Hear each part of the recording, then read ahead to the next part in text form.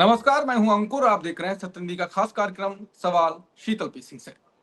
आज का सबसे बड़ा सवाल यही है और जो हम उठाने जा रहे हैं वो है कि सुरक्षा बलों की इज्जत से जुड़ा हुआ। अमरनाथ यात्रा की सुरक्षा में तैनात होने जा रहे 1200 बीएसएफ जवानों को जब ट्रेन में चढ़ाया गया तो हाल देखकर उनके भी होश उड़ गए।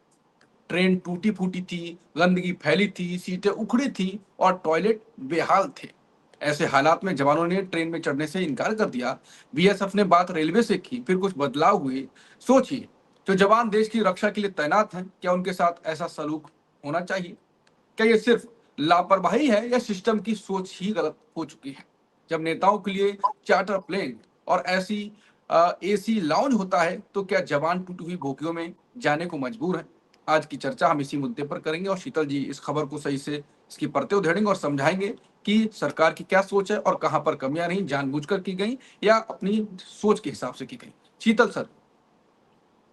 हाँ अंकुर, ये और तकलीफ की बात है कि आज इस बात को किसी टीवी चैनल ने नहीं लिया, किसी में हाँ। शाम को इस पर बहस नहीं हो रही है, कोई ट्विटर ट्रेंड नहीं कर रहा है। सोशल मीडिया की कुछ प्रोफाइलों पर सिर्फ ये खबर है और व्यक्तिगत तौर पर गई है।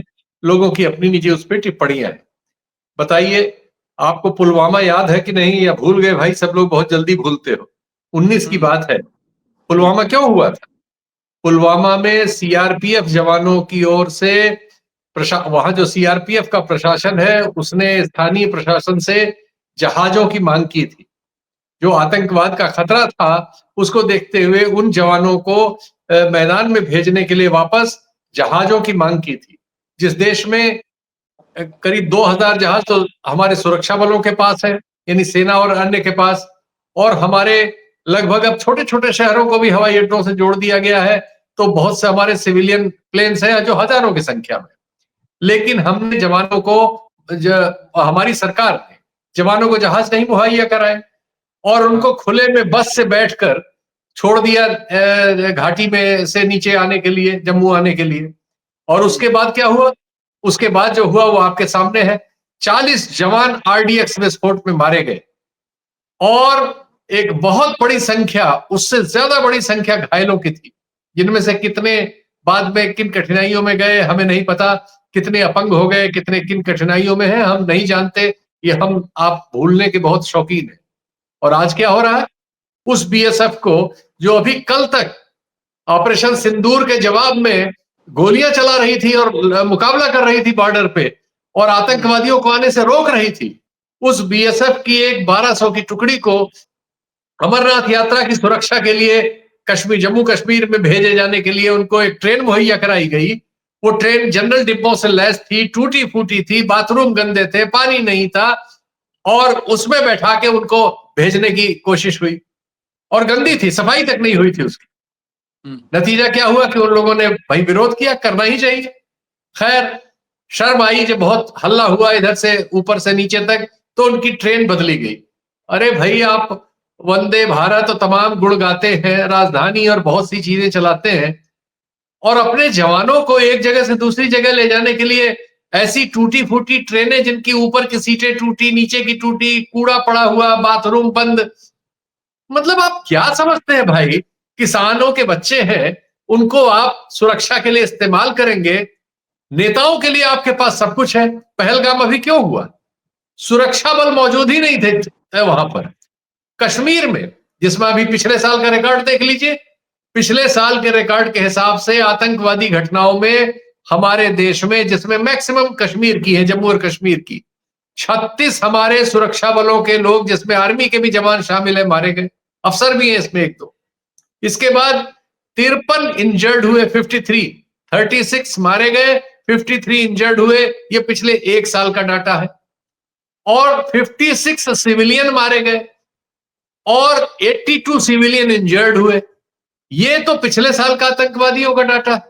अगर पिछले 11 साल के मोदी जी के कार्यकाल का डाटा ले लिया जाए तो 5 तो कम से कम बहुत बड़ी बड़ी घटनाएं हुई हैं, छोटी तो छोड़ देते हैं, छोटी असंख्य है।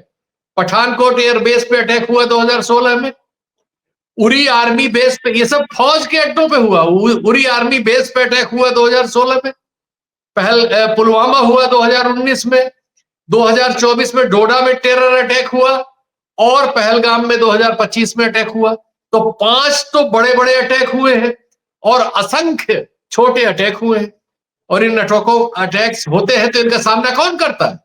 हमारे सुरक्षा बलों के ये जवान, ये जाबाज जवान, ये दशकों से ये काम कर रहे हैं और कुर्बानियां दे रहे हैं। और ये कुर्बानी अब असंख्य में है, सैकड़ों में है। और आप क्या कर रहे हैं? और आप कोई सबक भी नहीं लेते। पुलवामा हो गया और आपने फिर इन लोगों को एक टूटी फूटी ट्रेन में भेज दिया उसी कश्मीर में। क्या आप अपने सांसद का शादी की वर्षगांठ मनाने के लिए तो 2-2 कंपनी आप सुरक्षा बल देते हैं कश्मीर के होटल में नाचने गाने के लिए।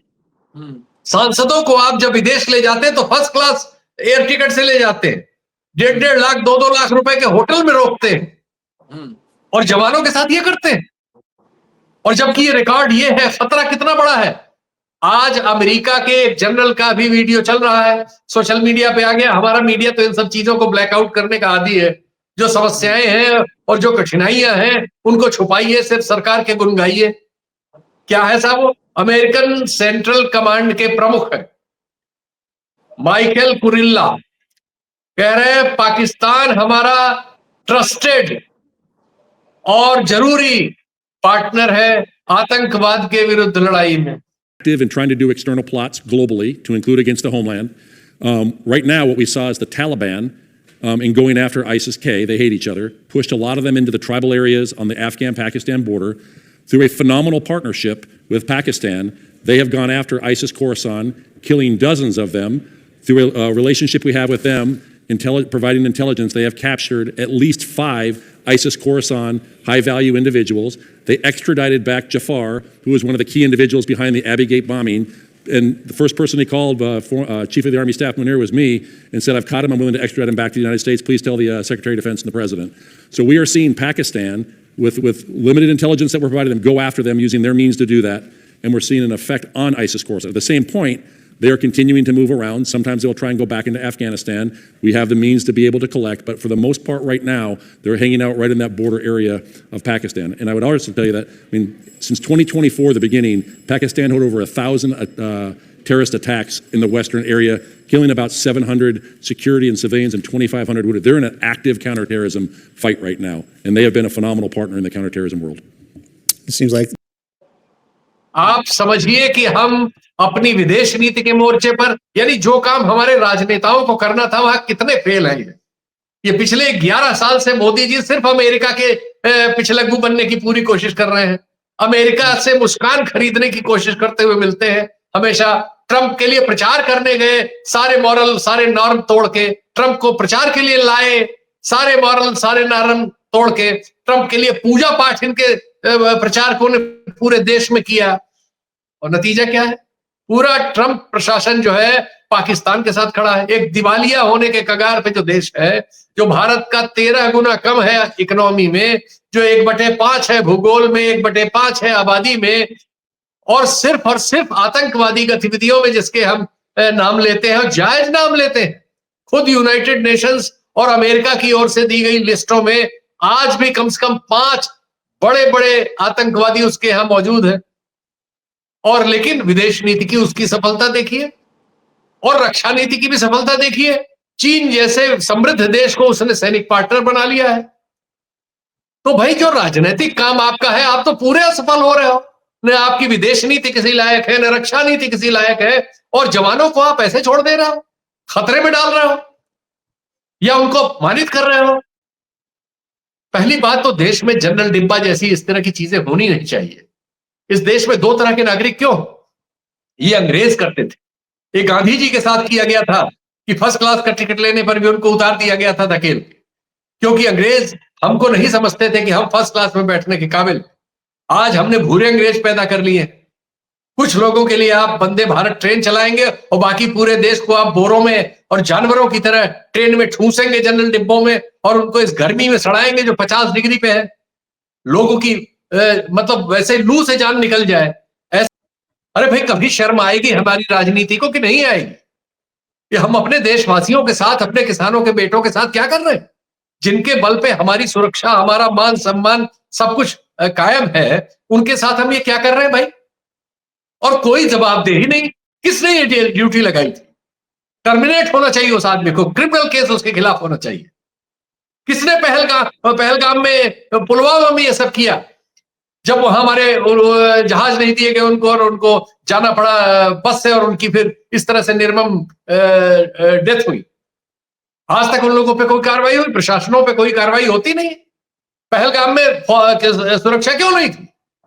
किसकी जिम्मेदारी थी? अब तो गृह मंत्रालय के अधीन है हमारा कश्मीर का लॉ एंड ऑर्डर। कोई जिम्मेदारी किसी के सिर पे आएगी?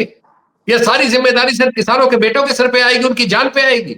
और इतनी हर साल की कुर्बानी हम देंगे, 50-50, 60-60। आतंकवाद और विदेश नीति दोनों का मुकाबला करने में हमारा राजनीतिक प्रशासन चौपट है, खत्म है, फेल साबित हुआ है। एक बड़ा देश हमारे साथ नहीं था, इतनी बड़ी समस्या हुई। इतने लोग हमारे मारे गए, निरपराध, धर्म पूछ के मारे गए, और दुनिया का एक सभ्य देश हमारे साथ नहीं खड़ा हुआ।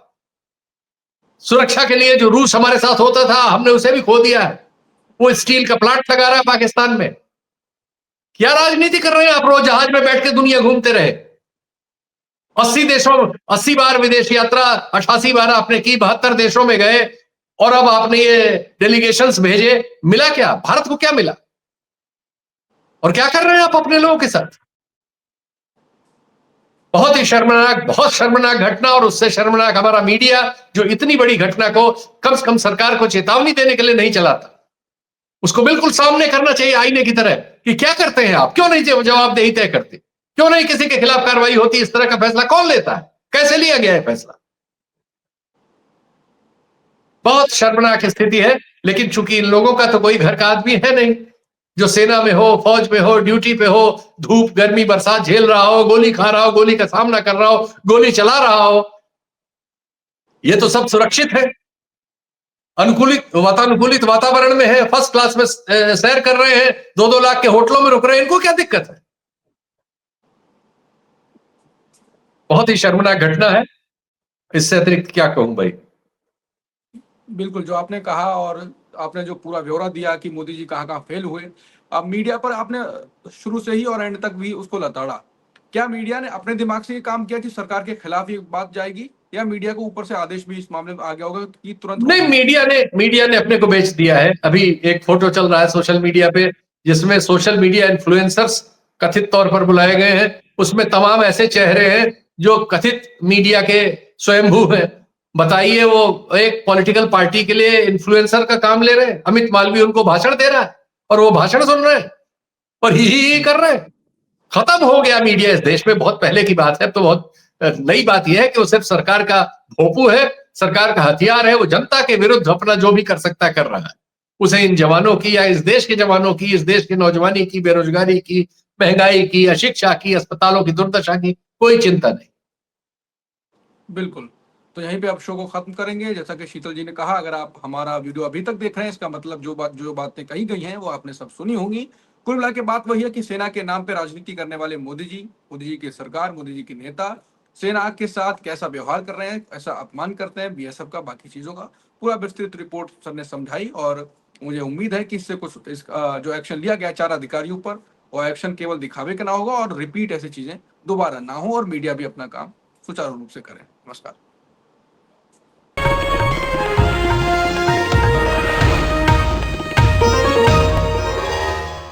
Copyright disclaimer under Section 107 of the Copyright Act 1976. Allowance is made for fair use for purposes such as criticism, comment, news reporting, scholarship, and research. Fair use is a use permitted by copyright statute that might otherwise be infringing.